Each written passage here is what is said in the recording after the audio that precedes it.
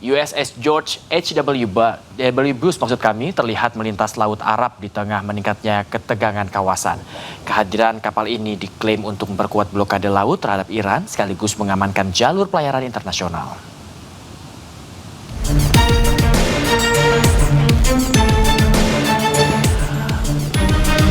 Komando Pusat Amerika Serikat, CENTCOM, mengkonfirmasi kapal induk USS George H.W. Bush saat ini berada di Laut Arab. Kapal perang ini membawa lebih dari 60 pesawat tempur.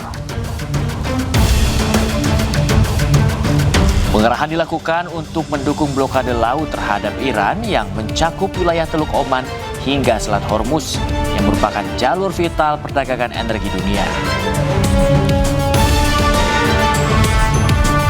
Amerika Serikat menyebut operasi ini sebagai upaya menjaga kebebasan navigasi.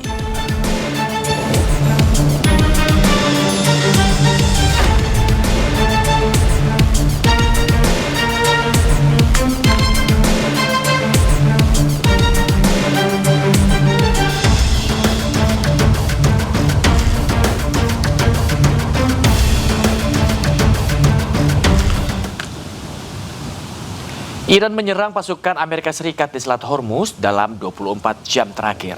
Presiden Amerika Serikat Donald Trump menyatakan serangan oleh kapal kecil Iran tersebut tidak berarti. Can I ask you about Iran, Mr. President? Yes. They've fired at U.S. ships several times in the last 24 hours. What do they need to do to violate the ceasefire? Well, you'll find out because I'll let you know. They know what to do and they know what to do. They know what not to do, more importantly, actually. And, they fired them in little boats with pea shooters, the pea shooters, little boat with little, why? Because they don't have any boats anymore. The Navy is comprised of, they call them little boats, fast right? Boats or little boats. And they're fast, yeah. They're so fast that they had 8 of them and they're all gone. And they're fast, but they're not fast like a missile. A missile is slightly faster. They're all gone, so they're looking around for little boats to try and compete with our great Navy. We have a Navy that's unbelievable. We set up a blockade, as you know very well, not one ship. Menteri Luar Negeri Amerika Serikat Marco Rubio mengatakan operasi militer Epic Fury ke Iran dihentikan. Amerika Serikat menyebut akan fokus kepada pembebasan Selat Hormuz.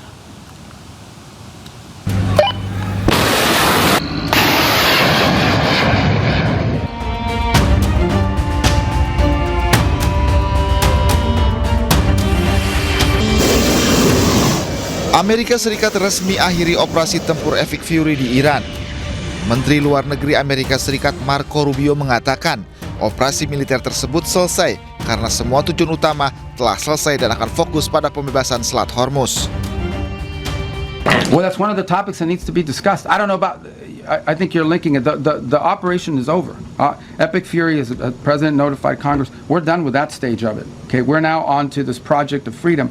As far as a negotiation is concerned, I think the president's been clear that part of the negotiation process has to be not just the enrichment, but what happens to this material that's buried deep somewhere that they still have access to if they ever wanted to dig it out. That has to be addressed, and that's being addressed in the negotiation. I'm not going to go further on what progress has been made on that topic because I don't want to endanger the negotiations, but suffice it to say that the president and this entire team is aware of the centrality of that question, and that will have to be addressed one way or the other. Operasi Epic Fury merupakan operasi militer Amerika Serikat terhadap Iran yang diluncurkan pada 28 Februari 2026. Menteri Perang Amerika Serikat saat itu mengatakan misi Epic Fury yakni menghancurkan rudal ofensif Iran, Angkatan Laut Iran, serta infrastruktur keamanan lainnya. Adapun tujuan akhir operasi ini adalah memastikan Iran tidak akan pernah memiliki senjata nuklir. Berdasarkan pernyataan Kementerian Luar Negeri Amerika Serikat, operasi Epic Fury dilakukan atas permintaan dan untuk membela Israel selaku sekutu dekat Amerika Serikat.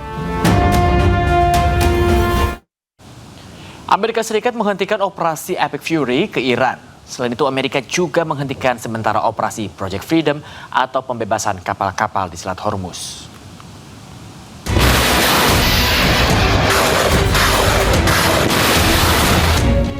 Amerika Serikat resmi akhiri operasi tempur Epic Fury di Iran.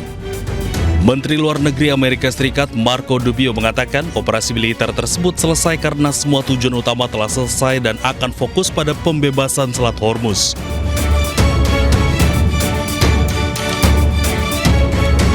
Selain akhiri operasi Epic Fury, Amerika Serikat juga hentikan sementara operasi pembebasan Project Freedom di Selat Hormuz.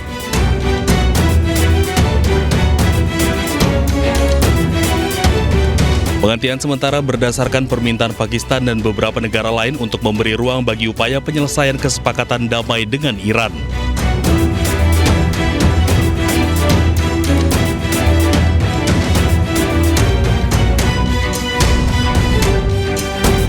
Meski operasi pembebasan Project Freedom terhadap kapal yang terjebak di Selat Hormuz ditangguhkan sementara, namun Amerika tidak akan membuka blokadenya dari Hormuz.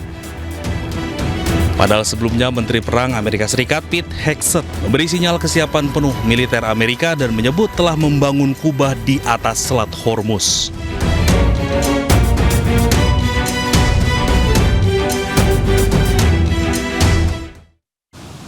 Dihentikannya operasi Epic Fury menandakan kegagalan agresi Amerika di Iran. Menurut pengamat Timur Tengah, Pizarro Ghazali Idrus, Amerika sudah kehabisan cara untuk menekan Iran.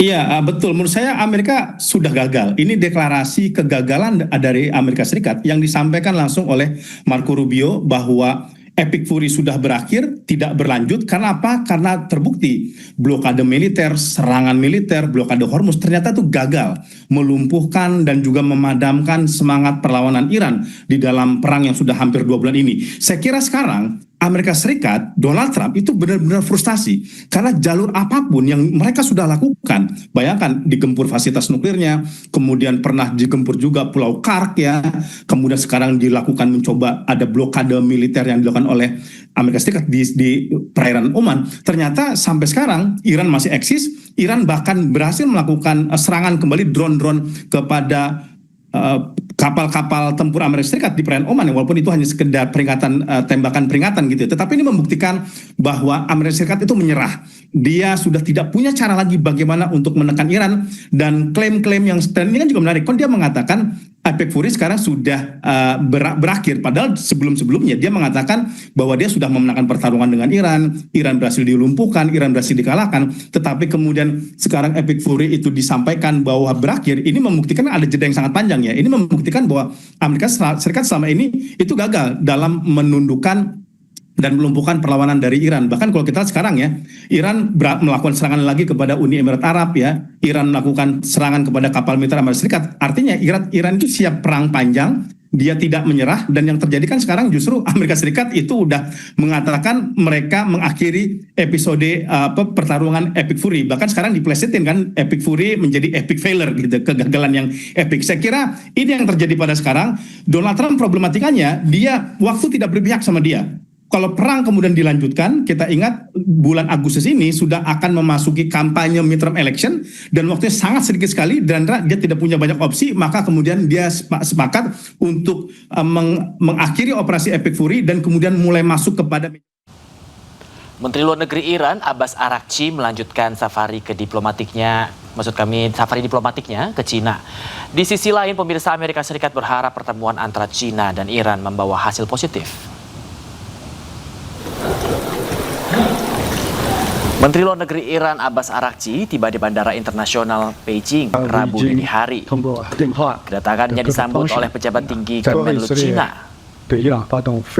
Araghchi langsung bertemu dengan Menteri Luar Negeri Cina Wang Yi. Salah satu pembahasannya adalah upaya negosiasi damai antara Iran, Amerika Serikat, dan Zionis Israel. Saat ini Cina memposisikan dirinya sebagai mediator antara ketiga negara yang bertikai. Sementara itu, Amerika Serikat melalui Menteri Luar Negerinya Marco Rubio mengingatkan Cina penutupan Selat Hormuz dalam waktu panjang hanya akan merugikan Cina. The first point about the visit, it's fine. I hope the Chinese tell him what he needs to be told, and that is that what you are doing in the Straits is causing you to be globally isolated. You're the bad guy in this. You guys should not be blowing up ships. You should not be putting mines. You should not be trying to hold hostage the global economy. I hope the Chinese bring, whether it's done privately, but I hope it's done directly, that's the message they deliver to them. As I outlined earlier today, Menteri Luar Negeri Iran Abbas Araghchi sebelumnya melakukan safari politik ke sejumlah negara seperti Rusia hingga Pakistan. Hal tersebut dilakukan Iran untuk mencari dukungan diplomatik di tengah meningkatnya tensi di Timur Tengah.